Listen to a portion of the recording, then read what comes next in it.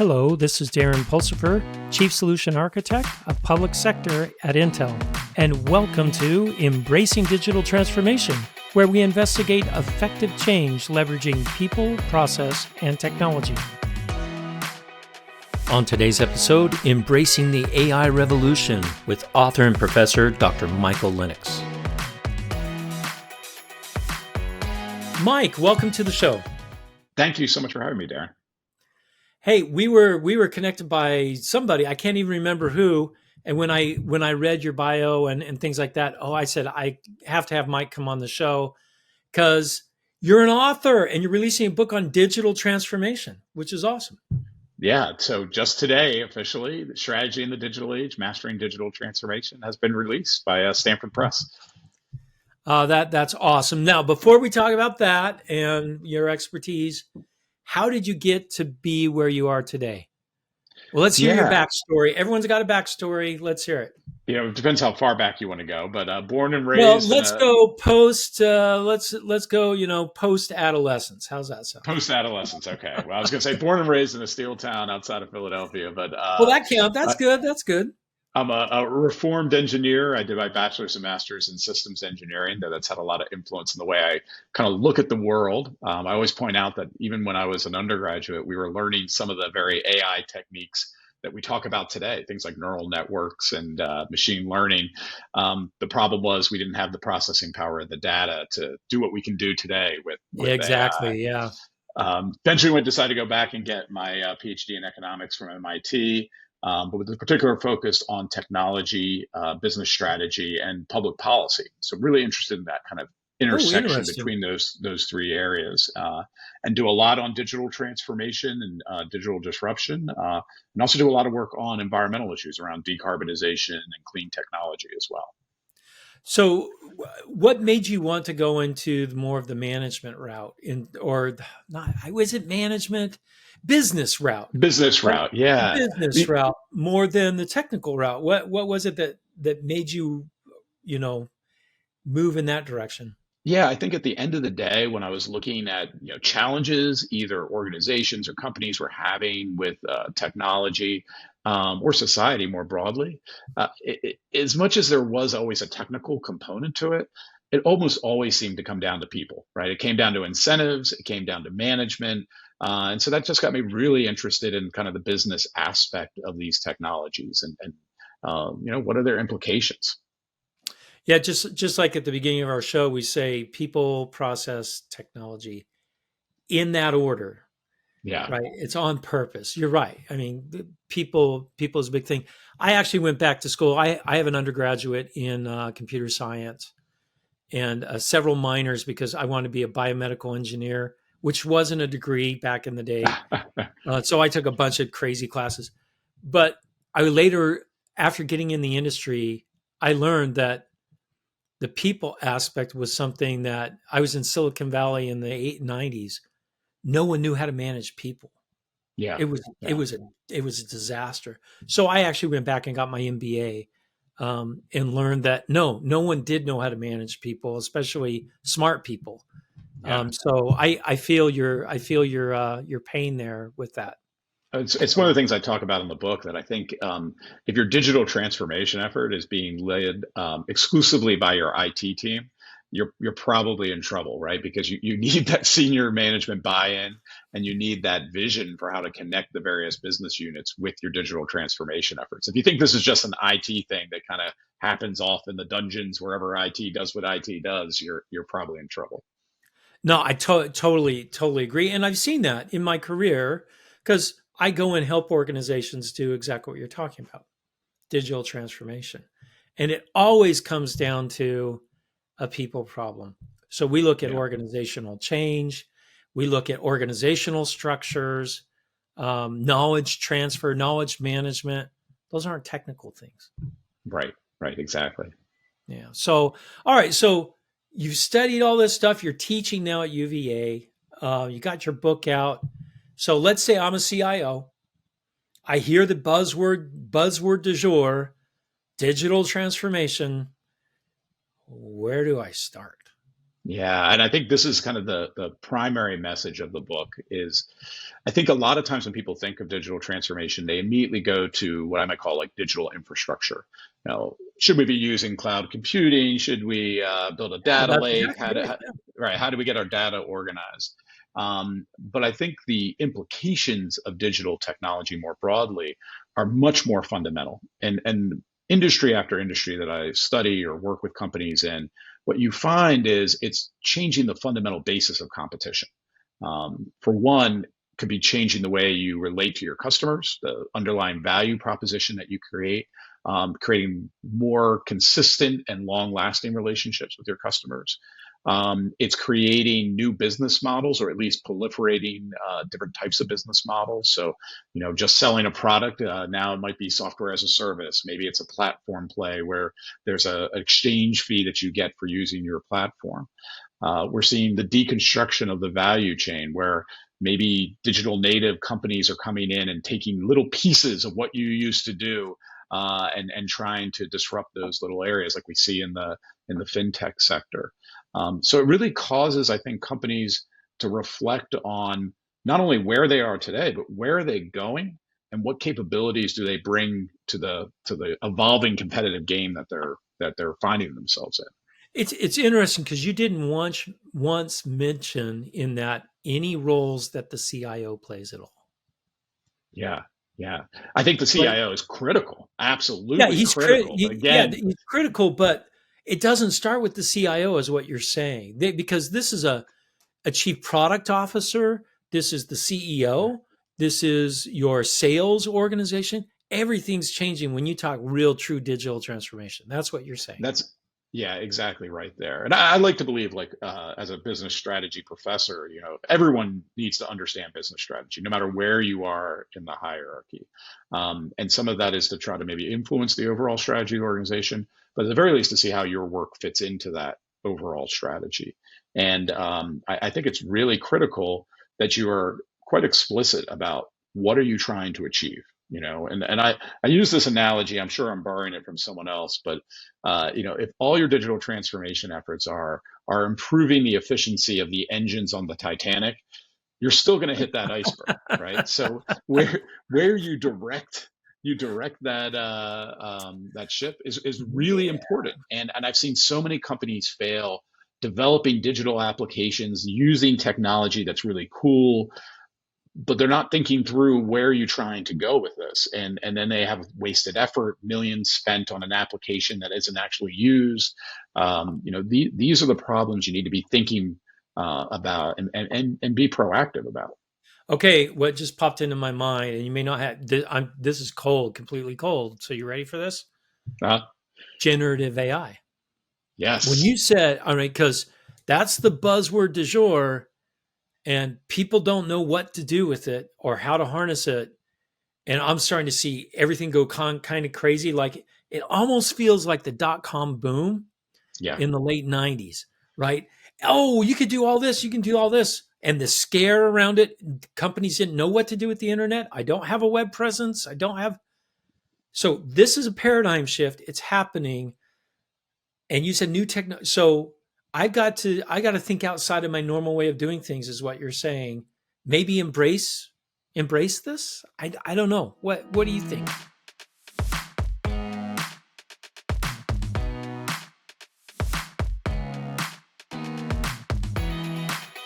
I think the answer is, this is a good academic answer, but it depends, right? And I think it depends in a number of different ways. I think you really have to be cautious of, oh, here's a cool new tool, let's go use it, right? Like you've got to be intentional about, well, wait a minute, what is this tool actually going to do for us? The second thing that I worry about, and I use this all the time with companies I work with, is I hear them say things like, we want to be the Google of X, like we're going to be the leader in generative AI. And I'm like, well, maybe, but I think maybe like Google's going to be the Google of X, right? Like they are far better positioned to do what you're thinking about doing. But back in the days of Google, when they first kicked off, they would have said, "Well, that's IBM's job." Right, right. Right? Well, I mean, isn't that how it's always been? Right? I mean, no, no, I you have think disruptors coming in and really disrupting the whole industry. that's right. And I think for the incumbent firms, maybe even very successful incumbent firms being thoughtful about how you can take what you do well and evolve it in a way to meet the evolving market needs is a different question than maybe a startup who's pursuing, open AI and generative AI, and how they might think about the opportunities available to them. And so in the book, we have a whole chapter, again, using an econ term here, but of appropriability, which really just speaks to, as you create value, how do you think about the value you're going to capture for your various stakeholders? And it's an important question to ask because, again, history is littered with companies who've gone after a market opportunity and ultimately failed. For every Facebook, there's 1,000 MySpaces out there who Or weren't.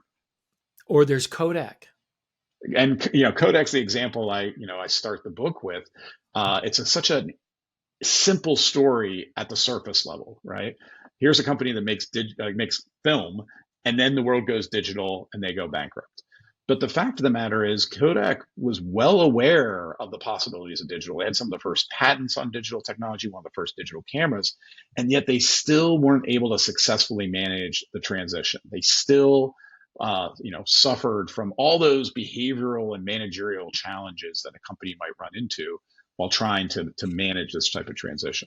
So would you attribute that transition failure with Kodak with the culture?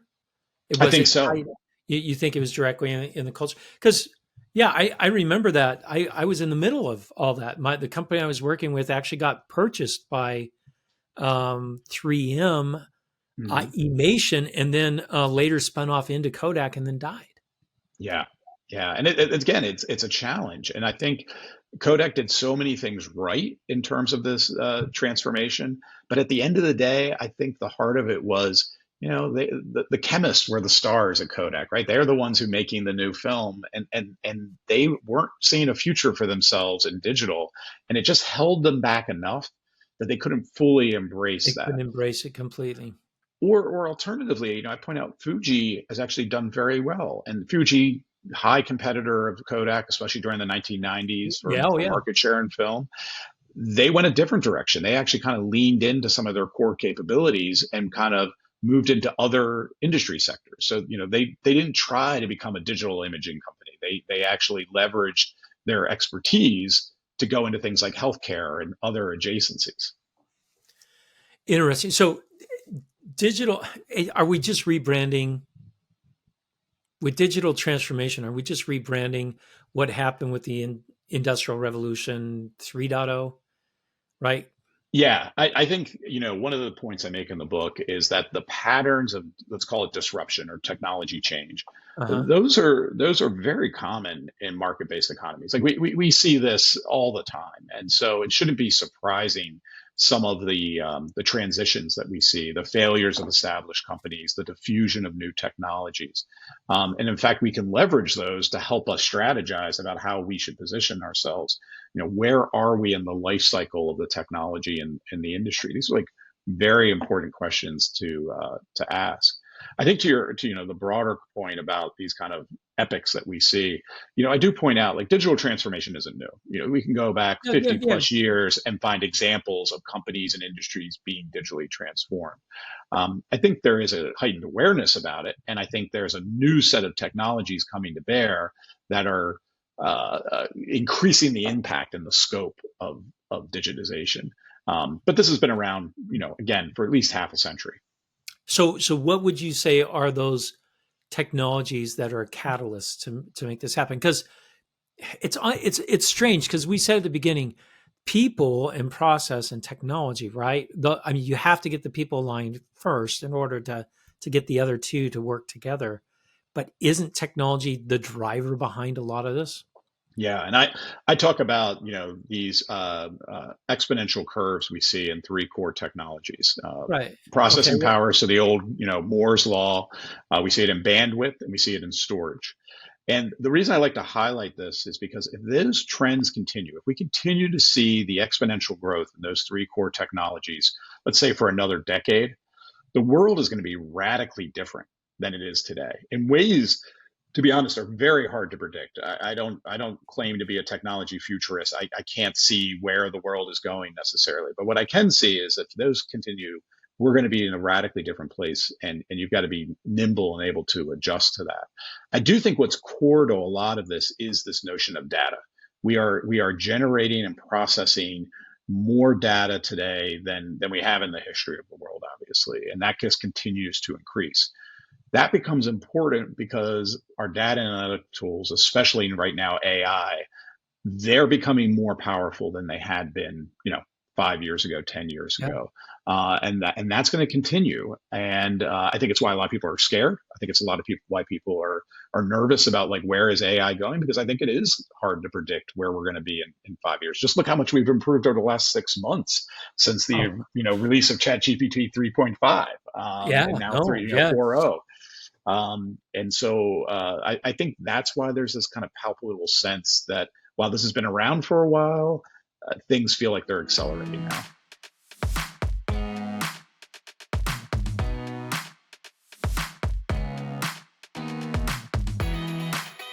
So, and that acceleration is causing a lot of people concern. I'm guessing. I mean, look at Intel. We're going to be producing 18 angstrom wide transistors in the next 3 years, Yeah, maybe yeah, two. I mean, yeah. I don't think people understand how small that is. And our CEO Pat Gelsinger said, "We'll continue Moore's law until there are no elements left in the periodic table." That's my understanding, right? Like we're starting to run into like the literally like the physics limits Oh of yeah, we're talking. what. I mean, 18 angstroms. That's really small. To Yeah, give people a perception of what that is, the coronavirus was 72 nanometers across, which is 720 angstroms, wow, wow. right? Oh no, 7,200 angstroms. Sorry, I got that wrong. 7,200 angstroms across. Yeah, So think about that, people. I yeah, mean, we're building things smaller than viruses in a repeatable manner, and we're building trillions of them every day. yeah. Pretty pretty impressive stuff. And like you said, where is that going to lead to? How much data are we going to generate? And what are we going to do with all that data? I think one of the big questions, and I haven't seen an analysis that can really answer it yet, is I've got to believe there will at some point be decreasing returns to data. There's only so much data that you need about us as like individuals that you can predict a lot about our behavior and interests and things like that. Where is that number? If it's a pretty big number, which I think it probably is, that's going to give a lot of advantages to those companies who can scale quickly, and in essence grab a lot of data. So this is the big tech players, right? This is where Alphabet/Google, this is where Apple, this is where Amazon come into play. If it's a smaller number, then you have more hope that more entrepreneurial startups and other companies can get into the data game and still be able to be viable players. Do you think because of that, do you think there'll be data brokerages that are selling data? There already are. Yeah, We know that, but more readily. And do you think laws and regulations will make it so that there's a more even playing field for the small startup to gain access to that data that all the big boys already have? yeah, I think this is a critical question for us moving forward. I do worry, and I talk about in the book a little bit about the power that it's accruing to the small set of players that have this data advantage. And if we allow that to persist, how it could actually stifle innovation, stifle, entrepreneurial growth and the like, if we're not careful. So I think thinking very clearly about data privacy, thinking about data ownership, is really going to be critical here moving forward. And we should have a lens towards, how do we keep this kind of innovation engine moving forward and not stifle it because it's controlled by, Because it's three controlled by a firms. handful of people. Right, Yeah, right. I know Europe because I deal a lot with global governments in my job right now. I know Europe is currently looking at um, giving you are the owner of your data, Yeah, so you can sell your own data even if other people are collecting it. You can tell who is allowed to see it and who is not. And if you say I want this startup to have it, they have to give it to them. Yeah. And those are the types of laws that they're developing right now to really protect data privacy, which does not mean hiding all the data, but it means me having the opportunity to share it with whomever I want, And I think it even if could, Google collects it or if Amazon collects it. and I think this could really start to change some of the business models and the competitive landscape again, because it could make models that are based purely on advertising, again, Google and Facebook historically, less viable. It might empower a Interesting. company like Apple, right? Because Apple's basic argument is, and their business model is, they want to sell you a device. They still make vast majority of their revenues are selling iPhones. So to the extent they're using your personal data to improve your personal iPhone experience, um, they might be able to sell that even in a world where users have a lot more ownership of their data. If you're in a world where, hey, I'm using your data to sell you advertising and make money off the advertising side, will people give up their data for that? Some might, some might enjoy the customized advertising they receive, but there could be many others who are like, yeah, I'm going to opt out of that But opportunity. it's interesting when you said that because Apple is in advertising.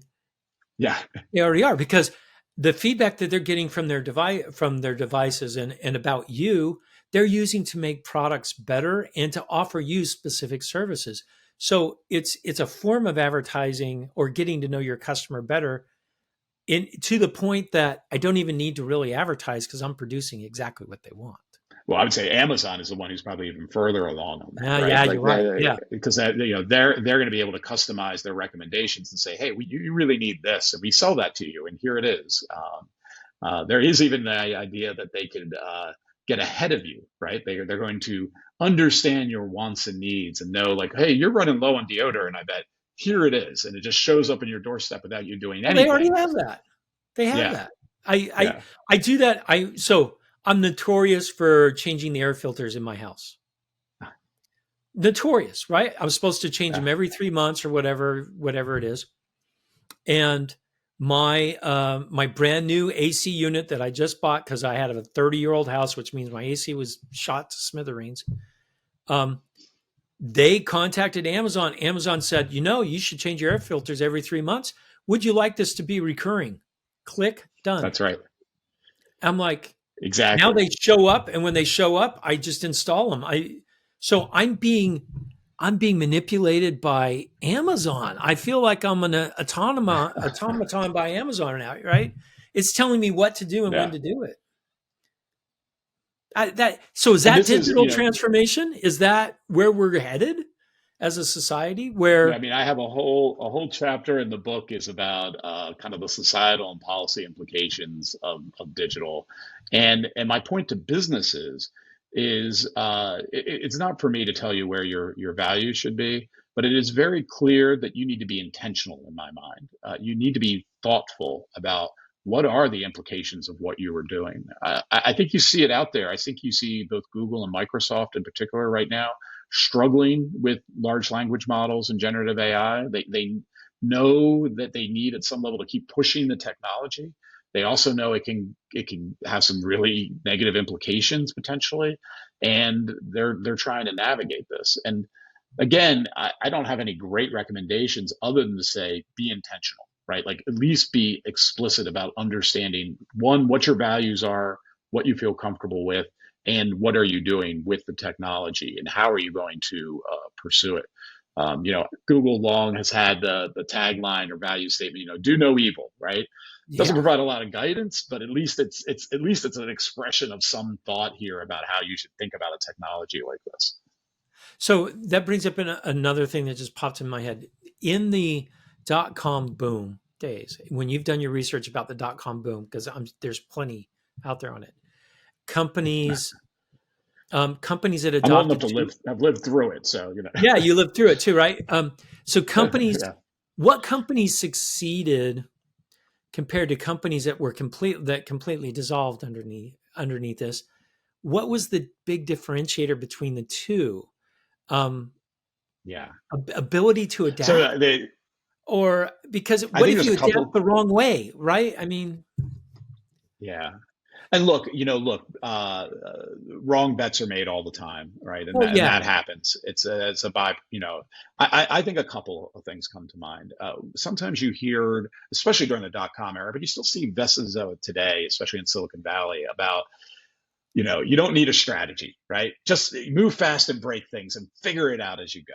And I think that's at one level a misunderstanding of what strategy is, and two, a bad set of advice.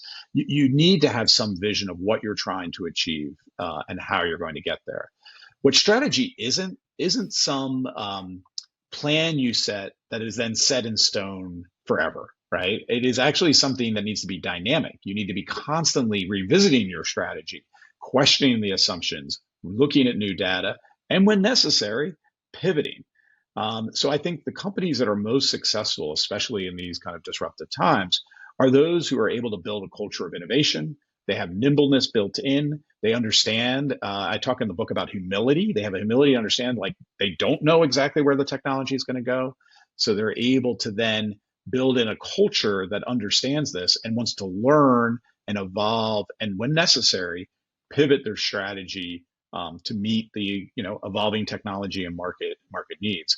I think when you looked at the dot-com era, when you start seeing things like, business models don't matter, all that matters is eyeballs and clicks, and it's like, well, you better have a vision for how you might generate income at some point in time, and it might change, but you better have a Yeah. vision of how you're doing that. And there was too many people, poo-pooing the idea that you should even think about these things and Oh, just plow I ahead. did a And they're startup just during that patently, time. obviously, Yeah. businesses that weren't going to work. They just weren't going to work. I At always least point at out, the time. Yeah. No, yeah, I was doing a startup at that time, and it was a integrated development environment for okay, software engineers.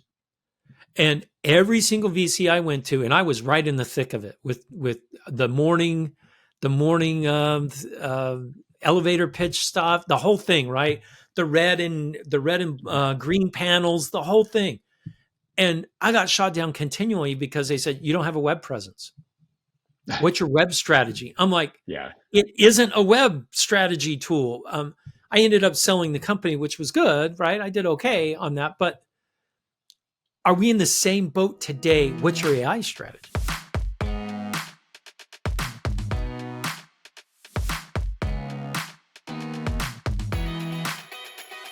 Well, I mean, if you look at earnings calls and what analysts are asking of CEOs, and then the rhetoric the CEOs are throwing, like, oh yes, we are investigating generative AI and are incorporating it into all of our business functions. Like, okay, are you really? And what does that Or, mean? And and what does why that is this mean? important for your business? Yeah. Yeah, yeah, exactly. And look, I'm of the mindset that these large language models and generative AI is being disruptive and has lots of potential applications.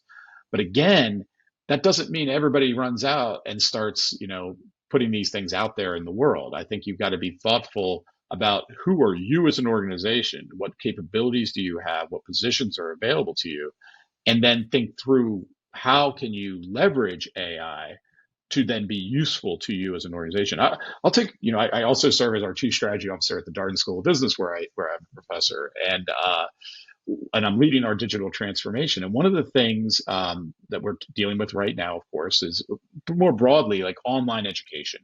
And we look at Darden, we are known for a very intensive Socratic oriented learning experience. We don't lecture. We actually, run case discussions and engage our students in a conversation. That doesn't translate very well to like an asynchronous online environment. No, it doesn't. That's No. not going to be our future. We're not going to be that online, MBA program that you see proliferating now. But it doesn't mean we totally eschew technology either. The question becomes, how do we leverage technology to better deliver the position we do have in the market, which is the number one best educational experience taught by the number one best teaching faculty, right? Like, that's who we are as a school. And technology plays a role in that, but it isn't going to be this other thing that everyone's talking about with this, online, pure online degrees. It's I mean, we're at an interesting time for sure, right? And generative AI is turning everything on its ear, frankly. I talked to Yeah. another, and here's another side question for you. I have another friend that's a professor of English, and she's a New York Times bestseller and the whole thing. Great lady. And I said, "What are you going to do about ChatGPT in your classes?" And she What looked was at her me. answer?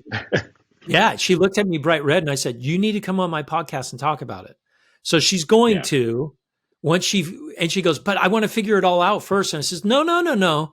You need to come on before you figure it out, and then do it." But right now, her concept is it's a tool. I'm supposed to teach critical thinking. Yeah. So it's a tool. We need to use this tool to help people because she feels that in the workplace, they're going to be using AI tools like generative AI to help them get their work done. Yeah, I'm actually in total agreement with that. When I hear people say things like, "Oh, we've got to prevent students from using this technology," to be a little too cute, I always like to say technology always wins. I can think of very few examples where just like, collective will to stop a technology Yeah. actually Good occurs luck. if that technology is actually creating value, and it is creating value. And what it does, I think, for us as educators is it puts the burden back on us. Maybe we need to design assessments, exams, and the like that force students to use those critical thinking skills that can't just be plugged into Chat GPT and give you the answer. We half jokingly have talked about maybe we should just move to oral exams, so students are really forced to think on their feet and can't rely on the technology. But at the same time, I also think the point is very well taken that this is already being deployed in the real world, if you will. It's being deployed in higher education as well. And how do we guide our students? What's the ways in which you can leverage that technology to improve? Fortunately, I'm not old enough to remember like slide rules, but there was a time in business education where like our students were learning how to use slide rulers to be able to do calculations, and then suddenly this miracle innovation called a spreadsheet on Calculator. Word, on Yeah. personal computer arises. That was transformational to how a lot of business was done from the old, ledger days. Um, Again, you embrace the technology, you learn how to use it productively and effectively, and you evolve your skill set. And that's something again that I talk about in the book is, and I'm borrowing from some colleagues at the University of Toronto. They make this great observation that AI and data analytics more broadly are really good at prediction, but you still need judgment to be laid on top of that. Even the best Chat Absolutely. GPT, there still needs to be someone who reviews it and assesses it and makes some choice of whether to deploy it or not. And that's just going to become actually more valuable because from an economic standpoint, what we're doing is we're reducing the cost of prediction. We're making it incredibly effective and efficient. Well, that actually raises the demand for complements like judgment. So the demand for judgment, especially in those It's who going are to go AI up. sophisticated, it's going to skyrocket here. No, I like where you're going here. And what you've said about education is the same for business. If business says we're just not going to allow generative AI to be used at our company, they're crazy if they think that's not going to happen. They're crazy, Exactly. right? Exactly. Because people use it already. They've been using it since it came out in Yeah. November of last year. Look, So, professors are using it for their own work. So I mean, it's happy. I mean, it would be hypocritical for us to prevent our students from using it when I think faculty are using it in any number of ways. oh yeah, I use it every day with my job now. Even writing emails that are highly critical emails to a customer or a boss or an employee, and I'm like, I don't quite know how to word this in the right tone. Can Yeah. you put? It does a great job at those sorts of things. But ultimately, like you said, you have the judgment, and the same thing with digital transformation in general. It's the people, right? The AIs aren't going to take over Yeah. because there's people still involved. We still need to make the judgments. We still need to use these tools to their most effective way that they can. So, One of the things I advise in the book is to come up with digital champions. And the idea to me is you have your data scientists, you have those who are technically sophisticated, but I'm actually talking about something different. I'm talking about people who maybe have more domain expertise, maybe they're in HR, maybe they're in marketing or whatever it might be, who have enough knowledge to understand what the technology can do for you and can serve as that bridge between the technologists and the business unit functions. Because again, no offense to the CIOs and the technologists, sometimes we can get into our own heads and our Well, own of course. language, and it doesn't translate well to the other parts of the organization. So those people who can bridge, I think, are going to be incredibly valuable. The data scientists will clearly be valuable, but you don't need just data But scientists. no, You need no, those I see where people you're going. who, Those that can see how I can leverage the technology to get my job done better or more effectively, right, they're the ones right. that are going to succeed. Hey, Mike, this has been wonderful talking. We could talk for another half hour, I'm sure, but my audience will fall asleep because we're having fun. But I know their attention span is about this long. So thanks for coming on the show today. We most definitely want to have you come back and pitch your book some more and tell us how it did. One last time, tell my audience where they can find the book and the name and so forth. Yes, once again, so it's Strategy in the Digital Age, Mastering Digital Transformation. It is available through Amazon, or Barnes and Noble, and all your favorite book retailers. And you can find more about me at my personal website, which is Michael Lennox. Lennox is Lenox.com. So michaellennox.com. And I actually have my own podcast called Good Disruption with one of my colleagues, where we talk about new technologies. So you can get a link to that as well, and all my social media and the like. Absolutely. Hey, check out our website. Links to Mike's book and his website and podcast will be there. Thanks again, Mike. Thank you so much for the opportunity.